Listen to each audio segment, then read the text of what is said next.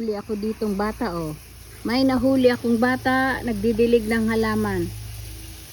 What are you doing, monkey? Oo, nagdidilig ng halaman yung... May batang maliit na nagdidilig ng halaman. Maputi pa, Kano. Nagdidilig ng halaman si Kano. Itong mahirap kay Kano pag nasa bahay kung ano-anong ginagawa ni Kano eh. Are you done that? No. I think enough. How many hours you here?